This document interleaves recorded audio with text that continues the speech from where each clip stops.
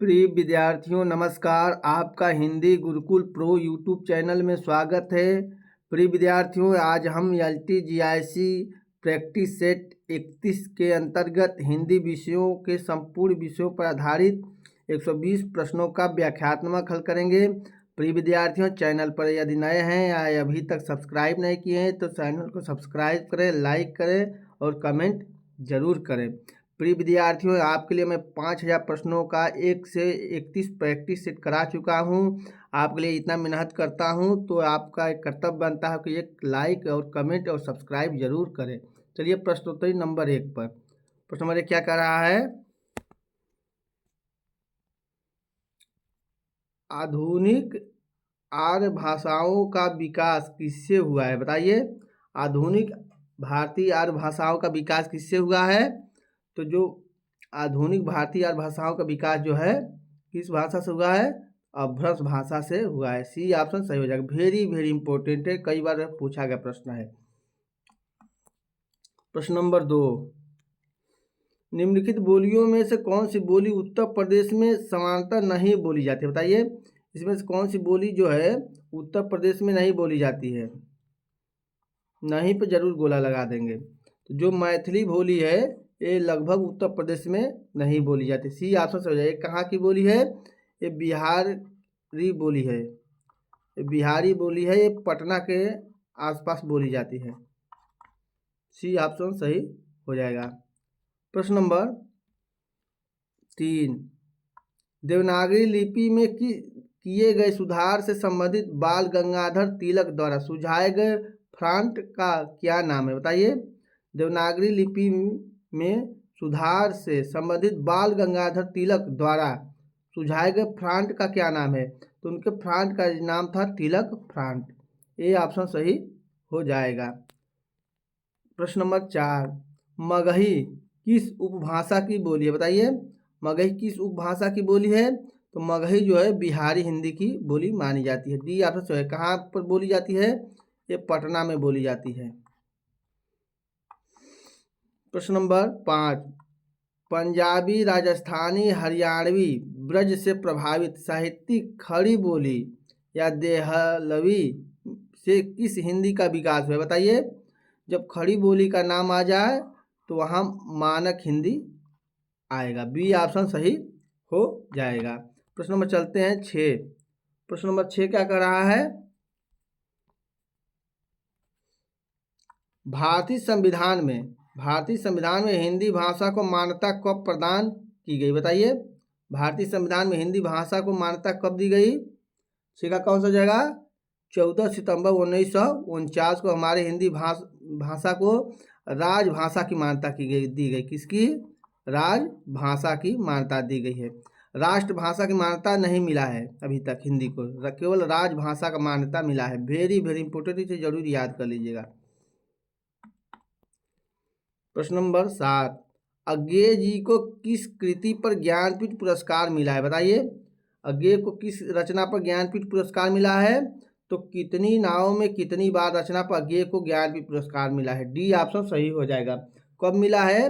तो 1978 ईस्वी में मिला है। प्रश्न नंबर 8, आवारा मसीहा किसके जीवन पर आधारित है? बताइए। आवारा मसीहा किसके जीवन पर आधारित है? तो ये शरद चंद्र के जीवन पर आधारित है। ए ऑप्शन सही हो जाएगा। एक बार पूछा गया प्रश्न कि आवारा मसीहा लिखने में कितने वर्ष लगे? तो 14 वर्ष लगे। आवारा मसीहा किसने लिखा है? तो विष्णु प्रभाकर ने लिखा। इसे जरूर याद कर लीजिए। प्रभाकर ने आवारा मसीहा जीवनी लिखा है।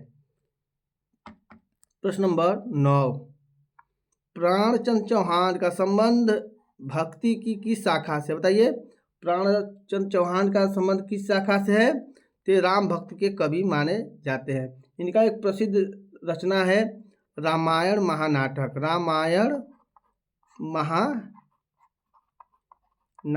के लेखक हैं प्राणचंद चौहान। प्रश्न नंबर चलते हैं 10। प्रिय विद्यार्थियों, प्रश्नोत्तरी में कुछ प्रश्न कठिन और कुछ आसान होते हैं। आप दोनों प्रश्न को देखा करिए, क्योंकि LTGIC में 10-20 प्रश्न जरूर आपके कठिन पूछे जाएंगे। देखिए, निम्नलिखित निबंधों को उनके लेखकों के साथ सुमेलित कीजिए। और कहानी बताइए, कहानी और अन्य कहानी किसने निबंध लिखे हैं? तो कहानी और अन्य कहानी जो है धर्मवीर भारती का निबंध है। गंधमादन किसका निबंध है बताइए? तो गंधमादन जो है कुबेरनाथ राय का निबंध है। जीप पर सवार झल्लियाँ इल्लियाँ है, जीप पर सवार इल्लियाँ किसका है? तो जीप पर सवार इल्लियाँ किसका है? सी का बताइए। तो जीप पर सवार इल्लियाँ जो है शरद जोशी का है। और मिट्टी की ओर बताइए, मिट्टी की ओर किसका है? ये दिनकर का है। तो देखिए ए का 4 और बी का 3, ए का 4 और बी का 3, देखिए ए का हो गया 4 और बी का 3, सी ऑप्शन सही हो जाएगा। वेरी वेरी इंपॉर्टेंट है, आप इसे जरूर याद कर लीजिएगा। प्रश्न नंबर 11, प्रिय विद्यार्थी LTGIC में कथन से जरूर प्रश्न आते हैं, आप कथन को अच्छी तरह से याद कर लें। प्रश्न नंबर 11 क्या कर रहा है? देखिए निर्देश, इस प्रश्न में 2 कथन दिए गए, इनमें से एक स्थापना ए है, दूसरा तर्क है। दिए गए विकल्पों को सही विकल्प चुनना है आपको। स्थापना क्या कर रहा है? काव्य का सर्वस्व अलंकार है, काव्य का सर्वस्व अलंकार नहीं होता है, क्योंकि केवल अलंकारों से ही कविता कामनी का आंतरिक बाह्य सौंदर्य दिखता है। ये भी गलत है, तो ये स्थापना भी गलत है, तर्क भी गलत है। तो 11 का कौन सा हो जाएगा बताइए? सी ऑप्शन सही हो जाएगा। ए भी गलत है, आर भी गलत है। चलते हैं प्रश्न नंबर 12, अंधेर नगरी नाटक का अंतिम दृश्य है, बताइए अंधेर नगरी नाटक किसका था? तो भारतेंदु हरिश्चंद्र का था। कब लिखा गया? 1881 ईस्वी में लिखा गया है। तो इसमें इसका नाटक का अंतिम दृश्य क्या है? शमशान है, डी ऑप्शन सही हो जाएगा। प्रश्न नंबर चलते हैं 13, हिंदी में नावेल के अर्थ में उपन्यास पद का प्रथम प्रयोग किसने किया? बताइए, वेरी वेरी इंपॉर्टेंट है, 2-4 बार पूछा गया प्रश्न है। तो हिंदी में नावेल के अर्थ में उपन्यास पद का प्रथम प्रयोग किसने किया? तो भारतेंदु हरिश्चंद्र ने किया, बी ऑप्शन सही हो जाएगा। प्रश्न नंबर 14, न खास हिंदी न खास उर्दू, जब जबान गोया मिली जुली हो, उपयुक्त कथन किसका है? बताइए, ये भी इम्पोर्टेंट प्रश्न है, बहुत बार पूछा गया प्रश्न है। तो न खास हिंदी न खास उर्दू, हिंदी और उर्दू दोनों की भाषा का समर्थन करने वाले कौन थे? तो शिव प्रसाद सितारे हिंद थे, ए ऑप्शन सही हो जाएगा। प्रश्न नंबर 15, महाकाल उपन्यास के लेखक हैं, बताइए महाकाल उपन्यास किसने लिखा है? 15 का, तो महाकाल उपन्यास जो है अमृतलाल नागर का है, बी ऑप्शन सही हो जाएगा। प्रश्न नंबर चलते हैं 16, देखिए वेरी वेरी इंपॉर्टेंट है, निम्नलिखित संप्रदायों को उनके आचार्यों के साथ सुमेलित करना है आपको। बताइए इसमें कौन कौन से हो जाएगा?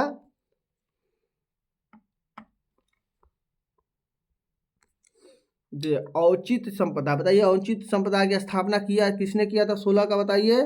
तो औचित्य संप्रदाय के संस्थापक थे क्षेमेंद्र थे, कौन थे? क्षेमेंद्र थे। वक्रोक्ति संप्रदाय के बताइए संस्थापक कौन थे? प्रवर्तक कौन थे? वक्रोक्ति के कुंतक थे। ध्वंस संप्रदाय के कौन थे प्रवर्तक? तो आनंद वर्धन थे। और रस संप्रदाय कौन प्रवर्तक थे? तो भरत मुनि थे। वेरी वेरी इंपॉर्टेंट है, आप इसे जरूर याद कर लीजिएगा। बताइए कौन सा हो जाएगा? ए का देखिए 4 और बी का 5, ए का 4 और बी का 5, देखिए ए का देखिए 4 है और बी का 5 है, डी ऑप्शन सही हो जाएगा। मित्रों ये बहुत मोस्ट इम्पोर्टेंट है, जो भारतीय आचार्यों का नाम है। प्रश्न नंबर 17, धर्म का प्रवाह कर्म ज्ञान और भक्ति इन 3 धाराओं में चलता है, इन तीनों के सामंजस्य से धर्म अपनी पूर्ण सजीव दशा में रहता है, किसी एक के भी अभाव से वह विकलांग रहता है। यह कथन किस आलोचक का है? बताइए, वेरी वेरी इंपॉर्टेंट है, बहुत बार पूछा गया कथन है। 17 का बताइए किसका कथन है? तो रामचंद्र शुक्ल का कथन है, ए ऑप्शन सही हो जाएगा। प्रश्न नंबर चलते हैं 18, सूरज का 7वां घोड़ा के लेखक कौन है? वेरी वेरी इंपॉर्टेंट है, सूरज का 7वां घोड़ा जो है उपन्यास किसका है? बताइए 18 का, तो धर्मवीर भारती का उपन्यास है, ए ऑप्शन सही हो जाएगा। प्रश्न नंबर चलते हैं 19। कवि वचन सुधा के संस्थापक थे, बताइए। कवि वचन सुधा जो पत्रिका थी उसके संस्थापक कौन थे? तो भारतेंदु हरिश्चंद्र। कवि वचन सुधा पत्रिका कब निकलती थी? तो बताइए 1868 ईस्वी में। कहाँ से निकलती थी? काशी से निकलती थी। प्रश्न नंबर 20। राम तुम मानव हो, ईश्वर नहीं हो क्या? विश्व में रमे हुए नहीं सभी कहीं हो क्या? तब मैं निरीश्वर हूँ, ईश्वर क्षमा करे, तुम न रमो तो मन तुम में रमा करे। आधुनिक दृष्टिकोण से मैथिली शरण गुप्त, बताइए। मैथिली शरण गुप्त ने राम के विषय में यह काव्योक्ति किस काव्य ग्रंथ में लिखी है? बताइए। मैथिली शरण गुप्त ने किस ग्रंथ में लिखा है? राम तुम मानव हो, ईश्वर नहीं हो क्या? बताइए किस ग्रंथ में लिखा है? 20 का। तो उनकी जो साकेत रचना है उसी में लिखा गया है। बी ऑप्शन से हो। इसकी रचना कब हुई थी? 1931 ईस्वी में हुई थी। प्रश्न नंबर 21, बताइए। नीत्शे का संबंध किस विचारधारा से है? जो पाश्चात्य जो है विचारक है नीत्शे, उनका संबंध किस धारा से, बताइए? तो अस्तित्ववाद से है। डी ऑप्शन सही हो जाएगा। प्रश्न नंबर चलते हैं 22। मुड़ मुड़ के देखता हूँ आत्मकथा है, बताइए। मुड़ मुड़ के देखता हूँ किसकी आत्मकथा है? वेरी वेरी इंपॉर्टेंट है, बहुत बार यह पूछी गई रचना है। तो 22 का किसका हो जाएगा? राजेंद्र यादव का आत्मकथा है मुड़ मुड़ के देखता हूँ। ए ऑप्शन सही हो जाएगा। देखिए, निम्नलिखित निबंध संग्रहों को उनके लेखकों के साथ सुमेलित करना है। वेरी वेरी इंपॉर्टेंट निबंध है, आपको सही कूट का भी लगाना है। देखिए, आस्था और सौंदर्य, बताइए। आस्था और सौंदर्य किसका निबंध है? तो रामविलास शर्मा का निबंध है। अपनी अपनी बीमारी, बताइए। अपनी अपनी बीमारी किसका निबंध है? तो हरिशंकर परसाई का है। कला का जोखिम, बताइए। कला का जोखिम किसका निबंध है? तो निर्मल वर्मा का है। तमाल के झरोखे से, बताइए किसका है? तो विद्यानिवास मिश्र का निबंध है। बताइए। इस प्रकार ए का देखिए 3 और बी का कौन सा हो गया? 4। ए का 3 और बी का 4, देखिए किसमें है? ए का 3 हो गया और बी का देखिए 4। बी ऑप्शन सही हो जाएगा। प्रश्न नंबर चलते हैं 24। यह सूचित करने की आवश्यकता नहीं है कि न तो सूर का अवधि पर अधिकार था और न जायसी का ब्रज भाषा पर। यह कथन किसका है? वेरी वेरी इंपॉर्टेंट है। प्रिय विद्यार्थियों, हर एक परीक्षा में 4-5 कथन जरूर आते हैं। कथनों को आपको अच्छी तरह से याद करनी चाहिए। 24 का बताइए कौन सा हो जाएगा? तो यह रामचंद्र शुक्ल का कथन है। यह रामचंद्र शुक्ल का है, यह सूचित करने की आवश्यकता नहीं है कि न तो सूर का अधिकार अवधि पर था न जायसी का ब्रज भाषा पर। सी ऑप्शन सही हो जाएगा। प्रश्न नंबर चलते हैं 25। निम्नलिखित में कौन सा नाटक का सर्वाधिक नाटकों का रचयिता है? बताइए। इसमें से कौन सा नाटककार है जो सर्वाधिक नाटक लिखे हैं? तो लक्ष्मी नारायण लाल ने सर्वाधिक नाटक लिखे हैं। बी ऑप्शन सही हो जाएगा। प्रश्न नंबर चलते हैं 26। प्रिय विद्यार्थियों, हमारी प्रश्नोत्तरी LTGIC प्रैक्टिस सेट की आप अभी 1 से 31 तक नहीं देखे हैं, जो 5000 प्रश्नों की है। अगर आप LTGIC की तैयारी कर रहे हैं तो आप उसे 1 से हमारे 30 तक प्रश्नों की LTGIC प्रैक्टिस सेट जो 5000 प्रश्नों का है उसे आप जरूर देखें, जो आपकी LTGIC की तैयारी में बहुत बहुत मजबूती प्रदान करेगा। प्रश्न नंबर 26। श्रेष्ठ कविता प्रबल मनोवेगों का सहज उच्छलन है, किंतु इनके पीछे कवि की विचारशीलता और गहन चिंतन होनी चाहिए। यह विचार किस पश्चात चिंतक का है? बताइए। इतने ज़्यादा पूछता है। श्रेष्ठ कविता प्रबल मनोवेगों का सहज उच्छलन है, लेकिन बताइए किसका है? 26 का। तो ये वर्थ का कथन है, विचार है। डी ऑप्शन सही हो जाएगा। प्रश्न नंबर चलते हैं 27। राजनीति रूप में रीतकाल मुगलों के शासन के वैभव के, बताइए। राजनीति रूप में रीतकाल जो है मुगलों के शासन के वैभव के क्या है इसमें से? बताइए। उसके आगे वाली पंक्ति जोड़िए 27 का। तो चरमोत्कर्ष के बाद उत्तरोत्तर ह्रास और पतन का युग है। डी ऑप्शन सही हो जाएगा। प्रश्न नंबर 28, केवल प्रेम लक्षणा भक्ति का आधार ग्रहण करने का कारण किस भक्ति शाखा में अश्लील विलासिता की प्रवृत्ति जागृत हुई? यह विचार किसका है? वेरी वेरी इंपॉर्टेंट, बहुत बार पूछा गया कथन है। केवल प्रेम लक्षणा भक्ति का आधार ग्रहण करने के कारण किस भक्ति शाखा में अश्लील विलासिता की प्रवृत्ति जागृत हुई है? यह कथन किसका है बताइए? 28 का किसका हो जाएगा? तो ये रामचंद्र शुक्ल का कथन है। सी ऑप्शन सही हो जाएगा। प्रश्न नंबर 29, हिंदी भाषा का जन्म हुआ है, बताइए हिंदी भाषा का जन्म किस भाषा से हुआ है? 29 का, तो हिंदी भाषा का जन्म जो है अपभ्रंश से हुआ है। पहले देखिए संस्कृत आई, संस्कृत के बाद पाली, पाली के बाद प्रकृत और प्रकृत के बाद अपभ्रंश, अपभ्रंश के बाद हिंदी आई है।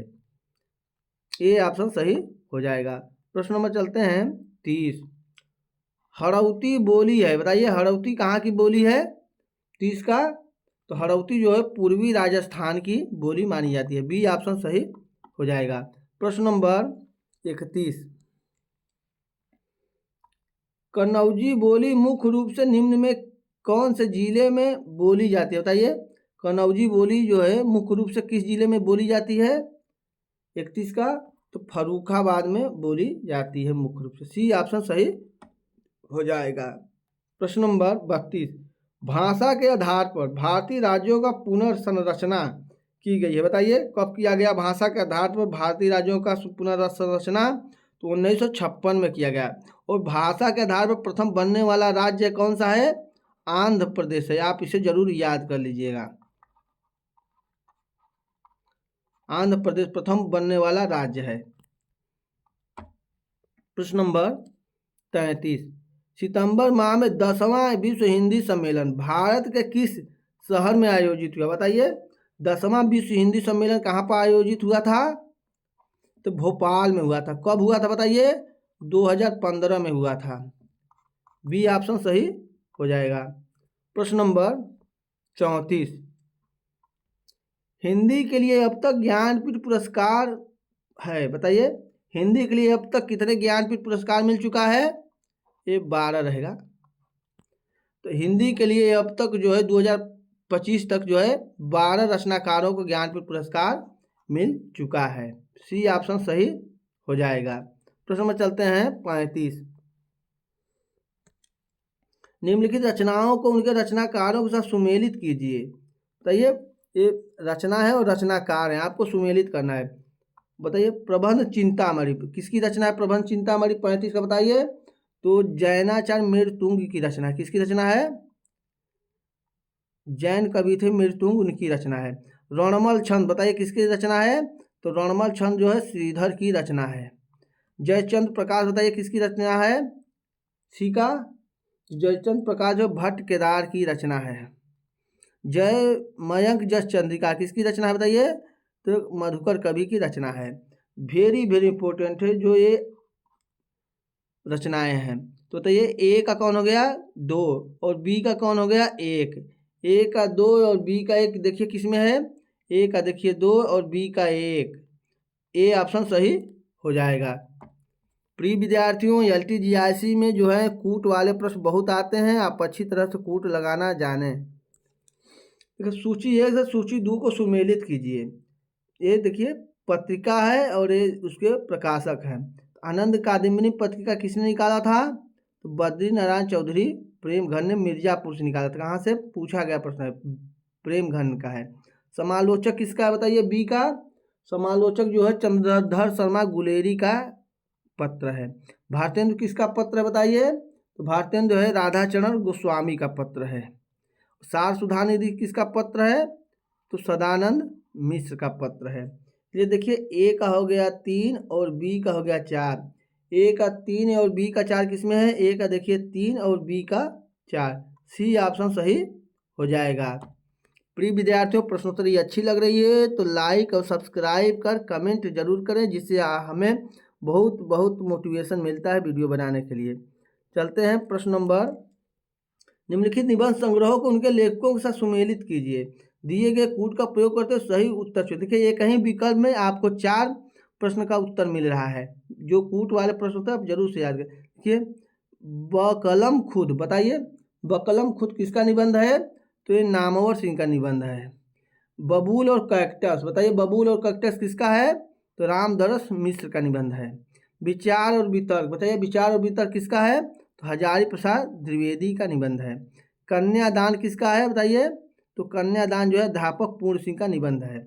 इस प्रकार से ए का कौन हो गया? 3 और बी का 4। देखिए ए का 3 और बी का 4, सी ऑप्शन सही हो जाएगा। प्रश्न नंबर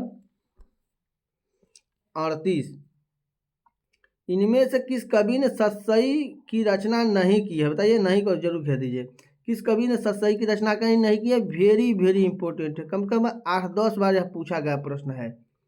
तो ये 38 का किसने नहीं किया है? तो बेनी प्रवीण ने कोई सतसई की रचना नहीं की है। डी ऑप्शन सही हो जाएगा। प्रश्न नंबर 39, निम्नलिखित रचनाकारों को उनके सरदाताओं राजाओं के साथ सुमेलित कीजिए। बताइए ये जो है कवि हैं उनके जो है ये आश्रयदाता थे। तो वेरी वेरी इंपॉर्टेंट प्रश्न है, प्रिय विद्यार्थियों जरूर इसे देखिए। बताइए चंद्र बदाई किसके दरबार में रहते थे? तो चंद्र बदाई जो है पृथ्वीराज रासो के लेखक हैं, जो पृथ्वीराज चौहान के दरबार में रहते थे। बिहारी किसके दरबार में रहते थे? बिहारी राजा जय सिंह के दरबार में रहते थे। जगनी किसके दरबार में रहते थे बताइए? तो राजा परमार के दरबार में रहते थे। भूषण किसके दरबार में रहते थे? तो भूषण जो छत्रसाल के दरबार में रहते थे। इस प्रकार देखिए वेरी वेरी इंपॉर्टेंट है। तो इस प्रकार देखिए ए का कौन हो गया? 4 और बी का हो गया 3। ए का 4 और बी का देखिए 3, सी ऑप्शन सही हो जाएगा। प्रश्न नंबर 40, मौन भी अभिव्यंजना है, जितना तुम्हारा सच है उतना ही कहो। प्रश्न नंबर 40 का मौन भी अभिव्यंजना है, जितना तुम्हारा सच है उतना ही कहो। यही पंक्ति बहुत बार पूछी गई यह पंक्ति है। यह किसकी पंक्ति है? अज्ञेय की पंक्ति है। किसकी है? अज्ञेय की पंक्ति है। तो मौन के इस रचनात्मक संदर्भ में अभिव्यक्ति अज्ञेय ने अपनी किस काव्य कृति में की है? बताइए ये पंक्तियाँ किस काव्य कृति में की है? तो इंद्रधनुष रौदे हुए उनकी एक कविता है, उसी में की है। ए ऑप्शन सही हो जाएगा। प्रश्न नंबर चलते हैं 41, कविता कवि की व्यक्तित्व की अभिव्यक्ति नहीं व्यक्तित्व से पलायन है, यह कथन किसका है? वेरी वेरी इंपॉर्टेंट है, यह नेट में बहुत बार पूछा गया प्रश्न है। कविता कवि की व्यक्तित्व की अभिव्यक्ति नहीं व्यक्तित्व से पलायन है, यह कथन किसका है बताइए? तो यह कथन जो है टी.एस. इलियट का है। डी ऑप्शन सही हो जाएगा। प्रश्न नंबर 42, हरि अनंत हरि कथाय अनंता, कहीं सुनहि बहुविध सब संता। राम कथा के प्रसंग में तुलसीदास ने यह बात किससे कहलवाई है? बताइए तुलसीदास की रामचरितमानस में यह जो है चौपाई ली गई है। यह बताइए किसने कहलवाई है तुलसीदास ने यह कथन? तो शिव जी से कहलवाई है। डी ऑप्शन सही हो जाएगा। वेरी वेरी इंपॉर्टेंट है। प्रश्न नंबर 43,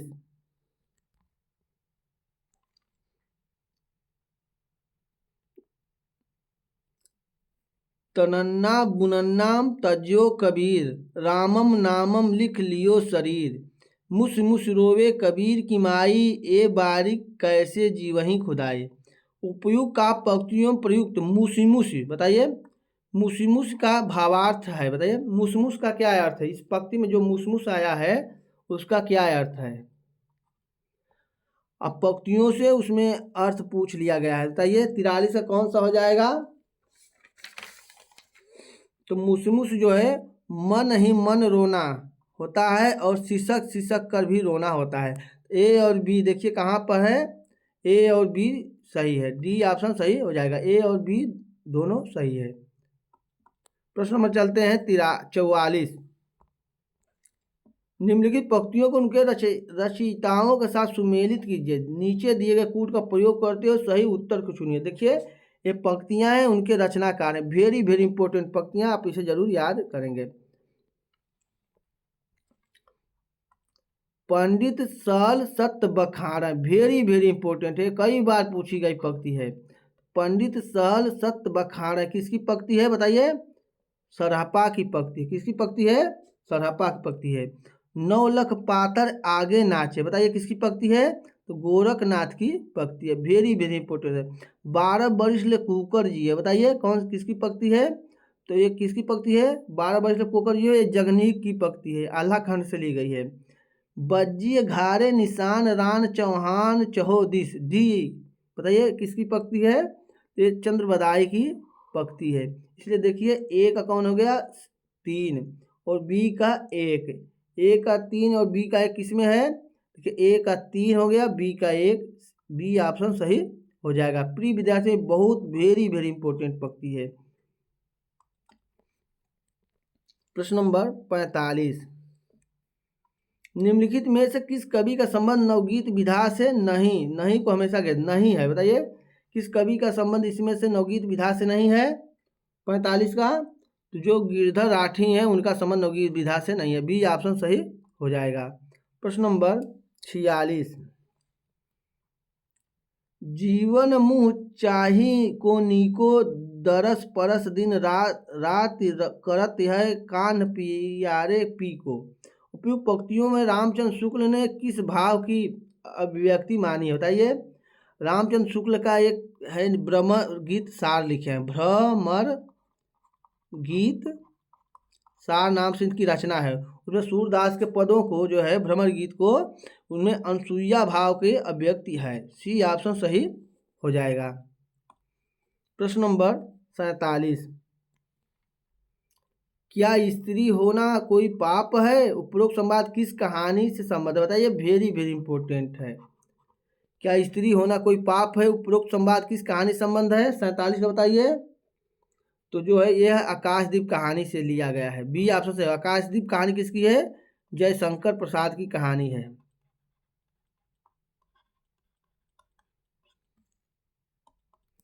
प्रश्न नंबर 48,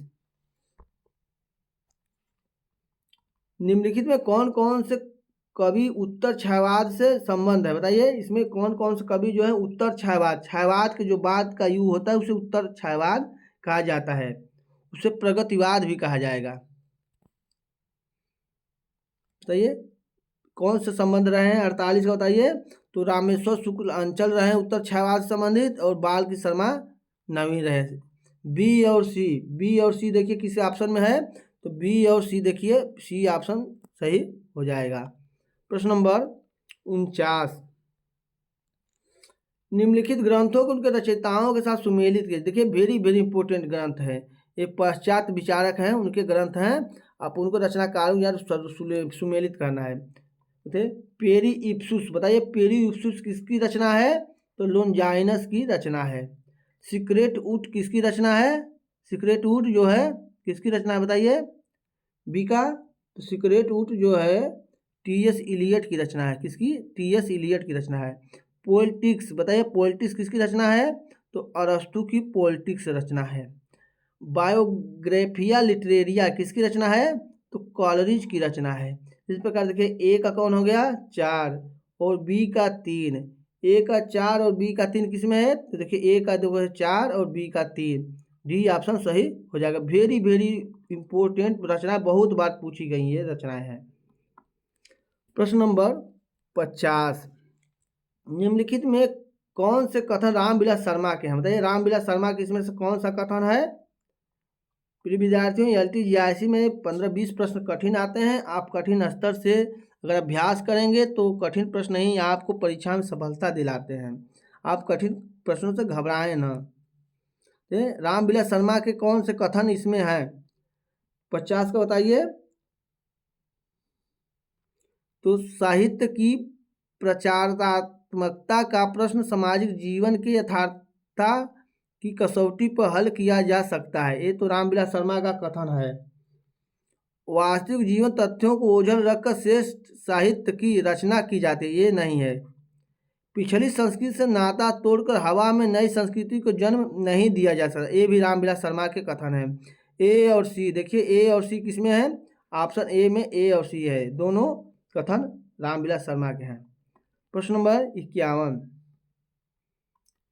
श्रद्धा और ईडा, देखिए ये कमायनी की पात्र हैं। श्रद्धा और ईडा से संबंधित मुक्तिबोध के सही कथन कौन से हैं? यह मुक्तिबोध ने कहा है श्रद्धा और ईडा के बारे में, वही कथन आपको लगाना है। 51 का कौन सा हो जाएगा बताइए? तो ये हो जाएगा ईडा का व्यक्तित्व सामाजिक सार्वजनिक महत्व से निव्यस्त है।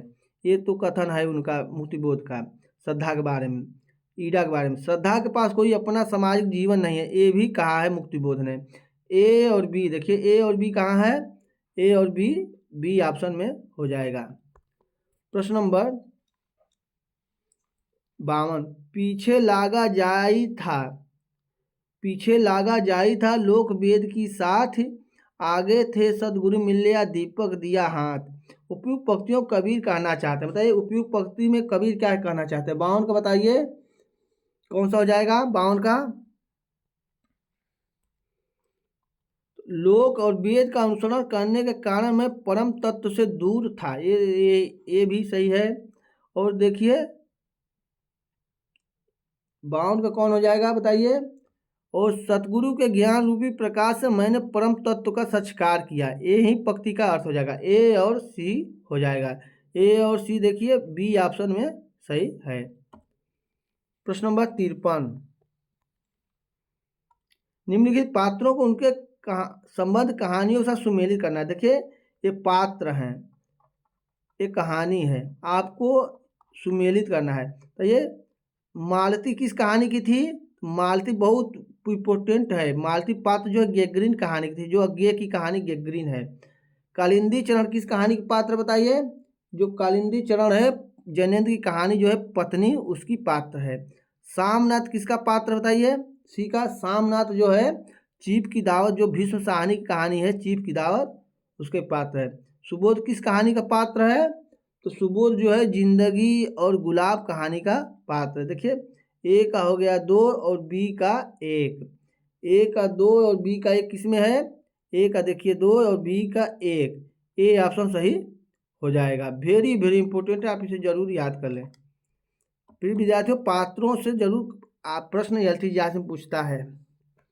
प्रश्न नंबर 54, कबीर के निर्गुण पंथ का आधार भारतीय वेदांत और सूफियों का प्रेम तत्व है, यह विचार किसका होता है? ये वेरी वेरी इंपॉर्टेंट है, ये बहुत बार पूछा गया प्रश्न है। तो कबीर के निर्गुण पंथ का आधार भारतीय वेदांत और सूफियों का प्रेम तत्व है, किसका कथन है? तो ये 54 का बताइए किसका कथन है? तो ये रामचंद्र शुक्ल का कथन है, ए ऑप्शन सही हो जाएगा। प्रश्न नंबर 55, रीत मुक्त कविता की विशेषता बताइए। रीत मुक्त कविता की क्या विशेषता है? 55 का यह आंतरिक अनुभूतियों का काव्य है, ये सही है। यह मूलतः आत्म प्रधान और व्यक्तिगत है, ये भी सही है। यह सभी प्रकार की रूढ़ियों से मुक्त है, देखिए मुक्त कविता है तो मुक्तक रहेगी हैं। अभिव्यंजना में यह अभिधा मूलक है, यही गलत है। तो ए बी और सी, देखिए ए और बी सी कहाँ है? ए बी और सी, ए ऑप्शन सही हो जाएगा। प्रश्न नंबर चलते हैं, स्थापना और तर्क से संबंधित है। स्थापना क्या करा? 56 का कविता में विचित्र प्रेम निजी होता है, देखिए प्रेम निजी नहीं होता है, ये गलत है। तर्क क्या है? क्योंकि प्रेम सामाजिक भाव नहीं है, प्रेम सामाजिक भाव नहीं, ये भी गलत है। प्रेम सामाजिक भाव है, नहीं रहेगा। तो इसमें कौन सा हो जाएगा? 56 का बताइए। ए और आर दोनों गलत है, सी ऑप्शन सही हो जाएगा। प्रश्न नंबर 57, निम्नलिखित काव्य पंक्तियों को उनके रचनाकारों के साथ सुमेलित कीजिए, बताइए। ये पंक्तियां हैं वेरी वेरी इंपॉर्टेंट पंक्तियां, उनके रचनाकारों के साथ सुमेलित करके कूट को लगाना है। ओनई घटा परी जग छाहा, बताइए ओनई घटा परी जग छाहा किसकी रचना है? पंक्ति ली गई है तो जायसी की पंक्ति है। आवत जात पनहिया टूट गई बिसर गयो सारे नाम, बताइए किसकी पंक्ति है? तो ये कुंभन दास की पंक्ति है। अति मलिन वृषभानु कुमारी, बताइए अति मलिन वृषभानु कुमारी किसकी पंक्ति है? सूरदास की पंक्ति है। किरीत भनित भूल भति सोई किसकी पंक्ति है? ये तुलसीदास की पंक्ति है। देखिए ए का हो गया 4 और बी का 2, ए का 4 और बी का 2 किस में है? ए का 4 हो गया और बी का 2। डी ऑप्शन सही हो जाएगा। वेरी वेरी इंपॉर्टेंट है। प्रश्न नंबर 58, निम्नलिखित अवधारणाओं को उनके संबंधित आचार्यों से सुमेलित करना है। देखिए ये अवधारणा है उनके। उत्तर संरचनावाद, बताइए उत्तर संरचनावाद किसका है? तो उत्तर संरचनावाद किसका है? ये लुई अर्थ्यूसर का है। यथार्थवाद, यथार्थवाद बताइए किसका है? तो जॉर्ज लुकास का है। स्वच्छंदतावाद किसका है बताइए? तो स्वच्छंदतावाद जो है रॉबर्ट बर्न्स का है। उत्तर आधुनिकतावाद किसका है? तो उत्तर आधुनिकतावाद जो है फ्रेडरिक जेम्सन का है। ए का देखिए 1 और बी का 4। ए का 1 और बी का 4 किस में है? ए का देखिए 1 और बी का 4। ए ऑप्शन सही हो जाएगा। प्रश्न नंबर 49, प्रथम राष्ट्र कवि कौन थे? बताइए प्रथम राष्ट्र कवि कौन थे? तो प्रथम राष्ट्र कवि मैथिलीशरण गुप्त माने जाते हैं। ए ऑप्शन सही हो जाएगा। 49 का ए हो जाएगा। चलते हैं 50, अरे 59 है सर। रासोचरित काव्य है और उनकी रचना रासक शैली में हुई थी, यह कथन किसका है? बताइए रासों को रासक किसने कहा है? तो हजारी प्रसाद द्विवेदी ने कहा है। यह द्विवेदी का ही कथन है। रासोचरित काव्य उसकी रचना रासक शैली में हुई थी, यह कथन है हजारी प्रसाद द्विवेदी का। प्रश्न नंबर 61, राम वृक्ष बेनीपुरी की रचना माटी की मूर्तें किस साहित्यिक विधा से संबंधित है? बताइए माटी की मूर्तें कौन सी विधा है? तो रेखा चित्र है। सी ऑप्शन सही हो जाए। कब लिखा गया? 1946 ईस्वी में लिखा गया है। प्रश्न नंबर 62, हिंदी साहित्य की प्रथम कहानी का नाम क्या है? बताइए हिंदी साहित्य की प्रथम कहानी कौन सी है? इंदुमती जो है हिंदी साहित्य की प्रथम कहानी मानी जाती है। कब लिखी गई? 1900 ईस्वी में रामचंद्र शुक्ल ने इसे प्रथम कहानी माना है। प्रश्न नंबर 63, हिंदी नवजागरण के अग्रदूत कौन कहलाते हैं? बताइए हिंदी नवजागरण का अग्रदूत कौन है? तो भारतेंद्र हरिश्चंद्र को हिंदी नवजागरण का अग्रदूत कहा जाता है। बी ऑप्शन सही हो जाएगा। प्रश्न नंबर 64, महादेवी वर्मा का प्रथम काव्य संग्रह कौन सा है? बताइए वेरी वेरी इंपोर्टेंट, बहुत बार पूछा गया प्रश्न है। तो महादेवी वर्मा का प्रथम काव्य संग्रह जो है निहार है। कब लिखा गया? 1930 ईस्वी में लिखा गया। सी ऑप्शन सही हो जाएगा। प्रश्न नंबर 65, किस भाषा के लिए 1995 ईस्वी में साहित्यकार M.T. वासुदेव नायर को ज्ञानपीठ पुरस्कार से सम्मानित किया गया? बताइए किस भाषा के लिए किया गया है? 65 का बताइए किस भाषा के लिए किया गया है?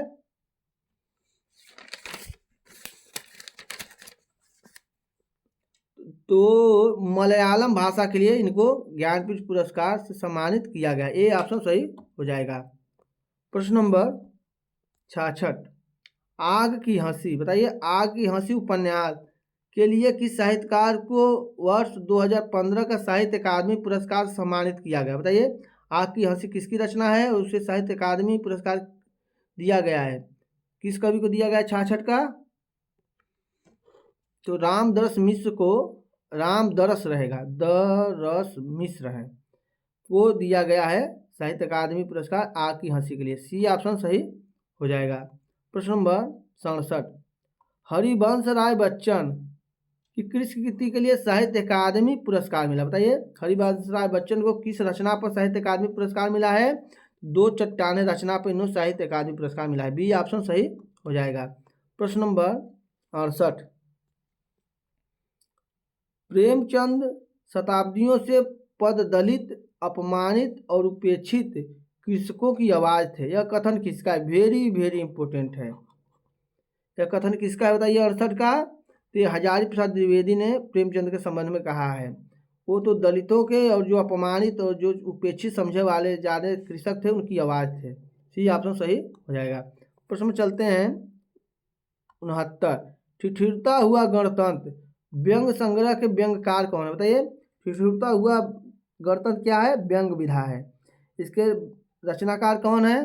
किसने भी व्यंग को लिखा है? तो हरिशंकर परसाई का व्यंग है। डी ऑप्शन सही हो जाएगा। हरिशंकर प्रसाद व्यंग के लिए जाने जाते हैं। प्रश्न नंबर 70, 1955 में साहित्य अकादमी पुरस्कार किसे प्रदान किया गया है? वेरी वेरी इंपॉर्टेंट है। तो 1955 साहित्य अकादमी पुरस्कार माखनलाल चतुर्वेदी को दिया गया। डी ऑप्शन सही हो जाएगा। किस रचना के लिए? तो हिम तरंगिणी रचना के लिए दिया गया है।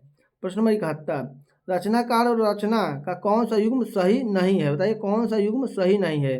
तो तुलसीदास की रामचरितमानस है, ये तो सही है। कुतुबन की मृगावती है, ये भी सही है। जायसी की पद्मावत है, ये भी सही है। कि मंझन की चित्रावली नहीं है। मंझन की कौन सी रचना हो जाएगी? मधुमालती इनकी रचना है, मधुमालती। डी ऑप्शन सही नहीं है। प्रश्न नंबर 72, निम्नलिखित में खड़ी बोली का प्रथम महाकाव्य कौन सा है? बताइए, वेरी वेरी इंपॉर्टेंट है। खड़ी बोली का प्रथम महाकाव्य कौन सा है? तो प्रिय प्रवास खड़ी बोली का प्रथम महाकाव्य। सी ऑप्शन सही हो जाएगा। प्रश्न नंबर 73, तुलसी की भक्ति भावना किस प्रकार की थी? बताइए, जो तुलसीदास थे उनकी भक्ति भावना किस प्रकार की थी? वेरी वेरी इंपॉर्टेंट, बहुत बार यह पूछा गया प्रश्न है। तो तुलसी जो दास थे उनकी भक्त भावना किस प्रकार की? देखिए, उनकी तुलसी में दास लगा हुआ है, तो उनकी भक्ति भी दास भाव की थी। ये ऑप्शन से ये आप जरूर ठीक से याद कर लेंगे। प्रश्न नंबर 74, कौन सा शब्द अन उपसर्ग से नहीं बना है? देखिए यहाँ नहीं जरूर घेर ले। कौन सा शब्द जो है अन उपसर्ग से नहीं बना है? देखिए, अन प्लस उपकार अनुपकार है, ये तो बना है। अन प्लस उपम होता है, अनुपम, ये भी बना है। अन प्लस उपयोगी, ये भी बना है, लेकिन अनपढ़ अनुपसर्ग से नहीं बना। सी ऑप्शन सही हो जाएगा। प्रश्न नंबर 75, सुख साधन का विग्रह और समास है। बताइए, सुख साधन में उसका विग्रह और समास इसमें कौन सा सही हो जाएगा? 75 का, तो सुख साधन में सुखों के साधन तत्पुरुष समास होगा। सी ऑप्शन सही हो जाएगा। प्रिय विद्यार्थियों, प्रश्नोत्तरी कैसी लग रही है आप कमेंट करके जरूर बताएं। चैनल को अभी तक सब्सक्राइब लाइक नहीं किए हैं तो सब्सक्राइब लाइक जरूर कर दें। बलिदान, बलिदान शब्द में बना विशेषण है। बलिदान का विशेषण बताना है आपको, जो बलिदान शब्द से बना है कौन सा हो जाएगा? 76 का बताइए, तो बलिदानी हो जाएगा उसका विशेषण। बी ऑप्शन सही हो जाएगा। प्रश्न नंबर 77, गुड़ गोबर कर देना मुहावरे का उचित अर्थ बताइए। गुड़ गोबर कर देना मुहावरे का अर्थ क्या हो जाएगा? तो बना बनाया काम बिगाड़ देना का अर्थ होता है गुड़ गोबर कर देना। सी ऑप्शन सही हो जाएगा। प्रश्न नंबर 78, उच्छ्वास, उच्छ्वास शब्द का संधि विच्छेद होगा। बताइए, उच्छ्वास शब्द का क्या संधि विच्छेद होगा? 78 का, तो उत प्लस श्वास होता है। ए ऑप्शन से वेरी वेरी इंपॉर्टेंट, बहुत बार यह पूछा गया है। तो का जो होता है यहाँ च हो जाता है और स की जगह छ हो जाता है। देशभक्ति, बताइए, देशभक्ति देश के लिए भक्ति में समास है। देश के लिए भक्ति में कौन सा समास हो जाएगा? बताइए, 79 का, तो तत्पुरुष समास हो जाएगा। डी ऑप्शन सही हो जाएगा। प्रश्न नंबर 80, शुद्ध शब्द का चयन कीजिए। बताइए, इसमें प्रशासन कौन शुद्ध शब्द है? तो जो प्रशासन है यही शुद्ध शब्द है, प्रशासन। ये ऑप्शन सही हो जाएगा। प्रश्न नंबर 81, बाल की खाल निकालना मुहावरे का अर्थ बताइए। 81 का, बाल की खाल निकालना मुहावरे का अर्थ का अनावश्यक सूक्ष्म विश्लेषण करना होता है। बी ऑप्शन सही हो जाएगा। प्रश्न नंबर चलते हैं 82, निस्सीम शब्द में कौन सी संधि बताइए? निस्सीम माने होता है जिसकी सीमा न हो, तो कौन सी संधि हो जाएगी? विसर्ग संधि हो जाएगी। सी ऑप्शन सही हो जाएगा। प्रश्न नंबर 83, एक वाक्य शुद्ध है, इसमें जो वाक्य शुद्ध है उसी को आपको सही करना है। कौन सा वाक्य शुद्ध है? तो इसका डी ऑप्शन शुद्ध है। शिक्षा प्रणाली जनोपयोगी होनी चाहिए। डी ऑप्शन शुद्ध है। प्रश्न नंबर 84,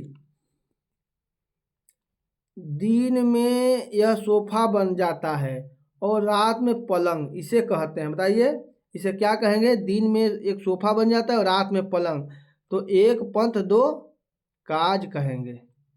सी ऑप्शन सही हो जाएगा, यही लोकोक्ति सही बैठेगी। 12 सिंहा, बताइए, 12 सिंहा शब्द में समास है, बारहसिंहा अर्थात क्या हो गया, हिरण। क्या हो गया, हिरण का कहते हैं। तो हिरण को बारहसिंहा कहा जाता है, तो इसमें बहुब्रीहि समास हो जाएगा, क्योंकि ये व्यक्ति विशेष की ओर संकेत कर रहा है। प्रश्न नंबर 86, कुछ शब्द का निम्नलिखित में किस रूप में प्रयोग नहीं किया जा सकता है। तो कुछ शब्द का जो है प्रयोग किस रूप में नहीं किया जा सकता है, तो क्रिया के रूप में भी इसको प्रयोग नहीं किया जा सकता है। सी ऑप्शन से कुछ को संज्ञा बनाया जा सकता है, क्रिया विशेषण भी बनाया जा सकता है और विशेषण भी बनाया जा सकता है, लेकिन क्रिया नहीं बनाया जा सकता है। सी ऑप्शन सही हो जाएगा। प्रश्न नंबर 87, किसी बात का टोटा होने पर उसे पूरा करने की इच्छा होती है, दुख होने पर उसे मिटाना चाहते हैं, यह स्वभाव है। ये कैसा स्वभाव है, यह किस रचना से लिया गया है, तो ये चंद्रधर शर्मा गुलेरी का निबंध है कछुआ धर्म, उसी से लिया गया है। सी ऑप्शन सही हो जाएगा। 87 क्या हो जाएगा, सी ऑप्शन सही हो जाएगा। प्रश्न नंबर 88, तीसरी कसम कहानी में गाड़ीवान कौन सा सामान न लादने का कसम नहीं खाई थी। बताइए, वेरी ब्यूटीफुल, ये नेट में बहुत बार पूछा गया प्रश्न है। जो तीसरी कसम कहानी किसकी है, फैसोनाथ रेणु की है। तो ये गाड़ीवान जो था न लादने की कसम नहीं खाई थी, किसको, 88 कौन सा हो जाएगा, तो जो दुल्हन की जो डोली है, बी ऑप्शन सही हो जाएगा। प्रश्न नंबर 89, लाला निवास दास जो है, लाला निवास दास निम्नलिखित में किन किन विधाओं में लिखा है। तो लाला श्री निवास दास ने किन किन विधाओं में लिखा है, बताइए। तो इन्होंने नाटक लिखा है, और क्या लिखा है, उपन्यास भी लिखा है। तो ए और बी देखिए किस में है, ए और बी, डी ऑप्शन सही हो जाएगा। ए उपन्यास और नाटक दोनों लिखे हैं। प्रश्न नंबर 90, कथा सम्राट प्रेमचंद का वास्तविक नाम क्या था। वेरी वेरी इंपॉर्टेंट है, यह बहुत बार पूछा गया प्रश्न है। तो कथा सम्राट प्रेमचंद का वास्तविक नाम क्या था, तो इनका वास्तविक नाम धनपत राय था। ए ऑप्शन सही हो जाएगा। प्रश्न नंबर 91, निम्नलिखित में किस उपन्यास के लेखक प्रेमचंद हैं। बताइए कि कौन सा उपन्यास जो है प्रेमचंद का है, तो कर्मभून जो उपन्यास है प्रेमचंद का है। सी ऑप्शन सही हो जाएगा। प्रश्न नंबर 92, झांसी की रानी किसकी रचना है। बताइए, झांसी की रानी जो कविता किसकी है, तो सुभद्रा कुमार चौहान ने झांसी की रानी नाम से कविता लिखी है। डी ऑप्शन सही हो जाएगा। प्रश्न number 93, him Tarangini, him Tarangini किसका काव्य संग्रह है। बताइए, हिम तरंगिणी पे माखनलाल चतुर्वेदी को पुरस्कार भी मिला है, तो माखनलाल चतुर्वेदी की रचना है। सी ऑप्शन सही हो जाएगा।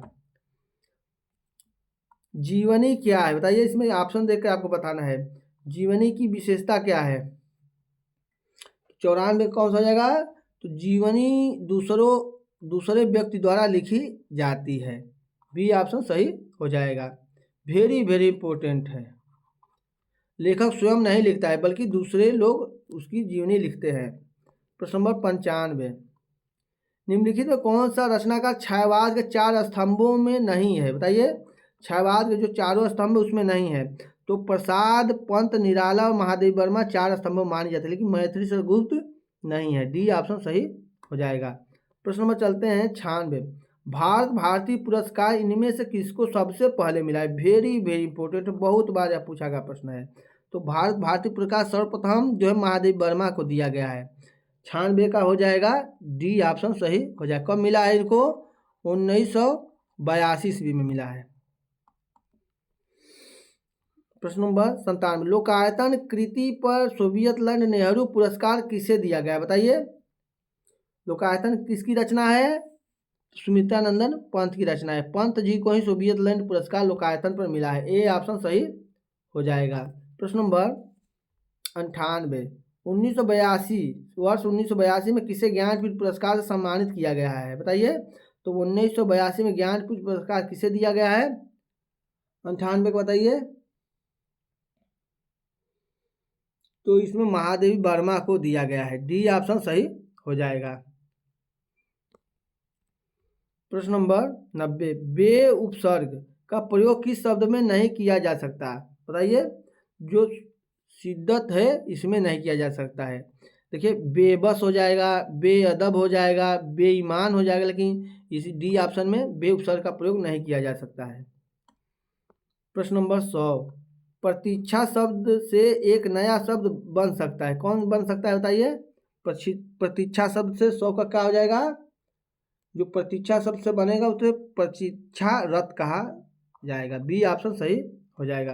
प्रश्न नंबर 101, संज्ञा से निर्मित विशेषण नहीं है, बताइए इसमें कौन संज्ञा से निर्मित विशेषण नहीं है? तो भागना जो है संज्ञा से निर्मित नहीं है, एक क्रिया है, भागना क्रिया है। ए ऑप्शन सही हो जाएगा। प्रश्न नंबर 102, निम्नलिखित में कौन गलत सुमेलित है, बताइए इसमें कौन गलत सुमेलित है? आपको उसको टिक करना है। अंगूठे पर मारना मतलब परवाह न करना, ये तो सही है। कान काटना मतलब मात देना, ये भी सही है। नज़र करना मतलब भेंट करना, ये भी सही है। लेकिन नज़र पर चढ़ना या आंख बचाना नहीं, यही गलत है। डी ऑप्शन सही हो जाएगा। प्रश्न नंबर 103, नीरस में संधि प्रकार बताइए, नीरस में कौन सी संधि है 103 का? तो नीरस में जो है निह प्लस रस होता है, इसमें कोई रस न हो तो विसर्ग संधि हो जाएगी। ए ऑप्शन सही हो जाएगा।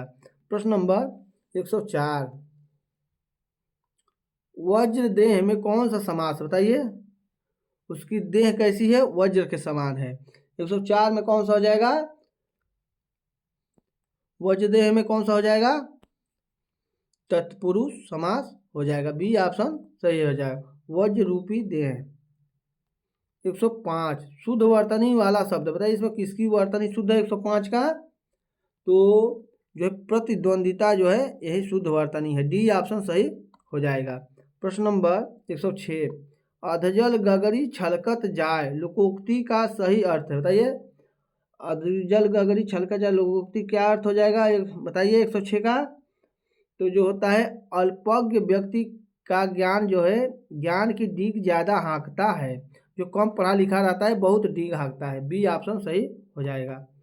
प्रश्न नंबर 107, कृति, कृति का अर्थ क्या होता है? रचना होता है। कृति माने होता है रचना होता है। कृंत समरूपी शब्द जो है कृति का अर्थ क्या होता है बताइए, कृति का अर्थ क्या होता है? तो कृति का अर्थ होता है रचनाकार, इसमें रचनाकार रहेगा।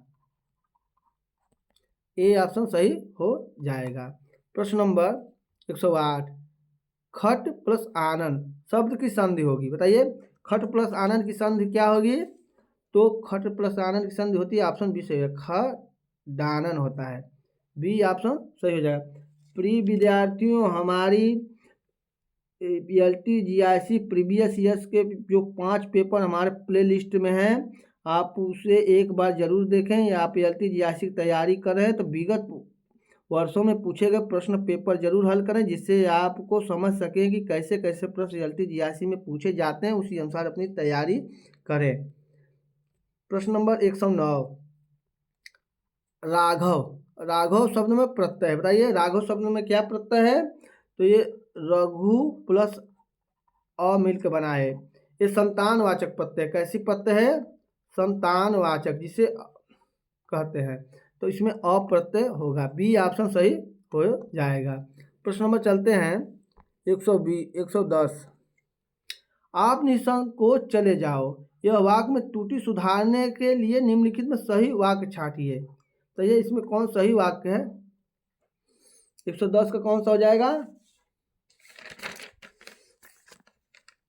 तो 110 का सी हो जाएगा, आप निसंकोच चले जाइए। ए ऑप्शन सही हो जाएगा। जाओ नहीं रहेगा, जाओ एक वचन में, जाइए रहेगा। किसी को सम्मान देना है तो उसे बहुवचन में बोला जाता है। प्रश्न नंबर 111, छात्र विद्यालय जाते हैं का संस्कृत अनुवाद क्या होगा बताइए। अनुवाद से एक दो प्रश्न जरूर LTGIC में आते हैं, तो आप अनुवाद जरूर संस्कृत का अध्ययन जरूर करें। तो होता है छात्रा विद्यालयम गच्छन्ति होगा। बी ऑप्शन सही हो जाएगा। प्रश्न नंबर 112 अभिकथन है और उसका कारण है, आपको बताना है। तो अभिकथन क्या अगर है, कालिदास की प्रसिद्ध रचना अभिज्ञान शाकुंतलम एक नाटक है, ये तो सही है। कालिदास की प्रसिद्ध रचना जो है अभिज्ञान शाकुंतलम है, जो नाटक है। यह नाटक दुष्यंत शकुंतला के प्रेम कथा पर आधारित है, ये भी सही है। ए और आर दोनों क्या है, सही है। ए आर की सही व्याख्या भी है। तो 112 का कौन हो जाएगा, ए और आर दोनों सत्य है और आर ए की सही व्याख्या है। ए ऑप्शन सही हो जाएगा। वेरी वेरी इंपॉर्टेंट है। प्रश्न नंबर 13, सूची एक को सूची दो से सुमेलित कीजिए और नीचे दिए गए कूट का प्रयोग करते सही उत्तर चुनिए। देखिए आपको कूट लगाना है। वेरी वेरी इंपॉर्टेंट रचनाएं हैं, एकदम इम्पोर्टेंट जो है। कालिदास की इसमें कौन सी रचना है बताइए, तो कालिदास की रचना है मालविकाग्नि मित्रम। भभूति की कौन सी रचना है, तो उत्तम राम चरितम है। भारवी की कौन सी रचना है, किरातार्जुनीयम है। माँ की कौन सी रचना है, शिशुपाल बधम है। वेरी वेरी इंपॉर्टेंट है, बहुत बार यह पूछा गया प्रश्न है। इसमें से कौन सा हो जाएगा बताइए, तो इसमें से देखिए ए का कौन हो गया 4 और बी का हो गया 2। ए का देखिए 4 हो गया, बी का 2, सी का 1, डी का 3। ए ऑप्शन सही हो जाएगा।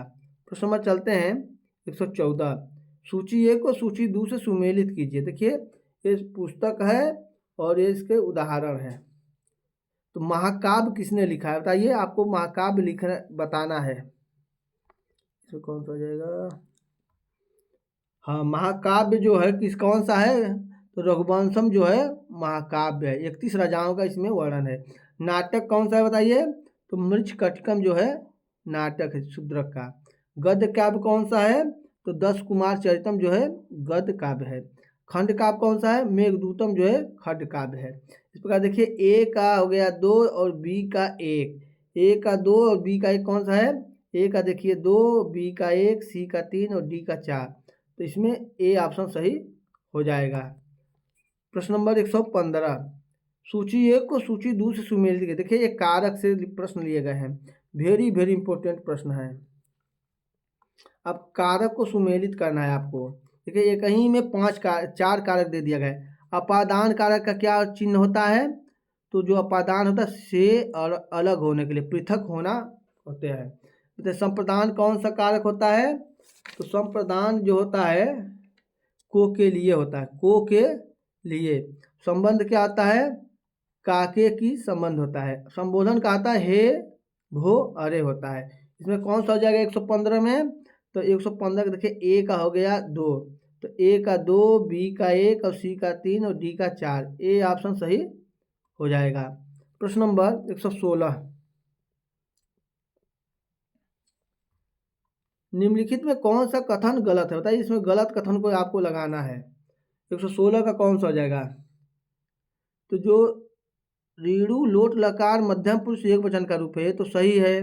रामः पुस्तकम पठत में रामः कर्ता कारक है, ये भी सही है। और जो अतिथि आगच्छत इत्यतिथि यह संधि का उदाहरण, देखिए अतिथि आगच्छत का यत तिथि नहीं होगा, यही गलत है। क्या है, गलत है। तो इसलिए सी ऑप्शन सही हो जाएगा। नील गाय में कर्मधारय समास है, ये भी सही है, लेकिन ये सी ऑप्शन गलत है। प्रश्न नंबर 117, निम्नलिखित में कौन सा कथन गलत है, तो आप गलत कथन को जरूर इसमें शामिल करना है। व्यंजन शब्द में व्यंजन वर्ण का व्यंजन या स्वर से मेल होता है, ये सही है। हरि शब्द का द्वितीय बहुवचन में हरिण होगा, ये भी सही है। भभूति ने मालती माधव नामक प्रकरण की रचना की, ये भी सही है। सज्जन का सन विशेष सत प्लस जनः नहीं होता है, नहीं होता है, नहीं शब्द नहीं रहेगा, यही गलत है। डी ऑप्शन सही हो जाएगा। प्रश्न नंबर 118, निम्नलिखित में कौन सा कथन गलत है बताइए। गलत कथन को जरूर बताना है आपको। LTGIC में जरूर नकारात्मक प्रश्न बहुत आते हैं। 118 क्या हो जाएगा बताइए, तो पश्यत शब्द दिश धातु का रूप है। हाँ तो ये तो है, पश्य धातु का पश्य मन होता है देखना। माता बालकान मोदकान ददात में बालकान में द्वितीय विभक्ति है, ये भी सही है। श्रीहर्ष का नैसर्ग चैतम रचना, ये भी सही है। लेकिन उपकृष्णम जो है द्वीप समास है, यही गलत है। द्वीप समास जो संख्यावाची शब्द होते हैं, उपकृष्णम क्या है, अव्ययी भाव समास है, यही डी ऑप्शन जो है गलत है। प्रश्न नंबर 119, निम्नलिखित कौन सा कथन गलत है बताइए। इसमें गलत कथन को आपको लगाना है। इसमें कौन सा कथन गलत है बताइए 119 में, तो मया लेख लिखत वाक्य का क्रम वाच्य में है, ये भी सही है, सही क्रम वाच्य है। मया लेख लिखत जो तृतीया विभक्ति का मया रूप है। लता शब्द का षष्ठी एक वचन के रूप लतया होता है, ये भी सही है। विसर्ग संधि में विसर्ग का र हो जाता है, ये भी सही है। बाण भट्ट ने कादम्बरी की रचना नहीं की, यही गलत है। बाण भट्ट की रचना कादम्बरी है, यही गलत है। जो डी ऑप्शन सही हो जाएगा। प्रश्न नंबर 120, निम्नलिखित में कौन सा कथन गलत है? आपको गलत कथन को जरूर चुनना है। सर्व शब्द का नपुंसक लिंग प्रथमा बहुवचन का रूप सर्वाण होता है, हाँ ये तो सही है। कवि का संबोधन एक वचन में हे कवे होता है, हाँ होता है। गुरुवे नमः में गुरुवे में चतुर्थी विभक्ति होती है, हाँ ये तो सही है। परस्परम में तत्पुरुष समास है, यही गलत है। डी ऑप्शन सही हो जाएगा क्योंकि इसमें अव्ययी भाव समास है। तो प्रिय विद्यार्थियों, ये प्रश्नोत्तरी कैसी लगी आप कमेंट करके ज़रूर बताइए। चैनल को अभी तक लाइक सब्सक्राइब नहीं किए हैं तो लाइक सब्सक्राइब जरूर करें। प्रिय विद्यार्थियों, मिलता हूँ अगले दिन। नमस्कार, राधे राधे, जय हिंद, जय भारत।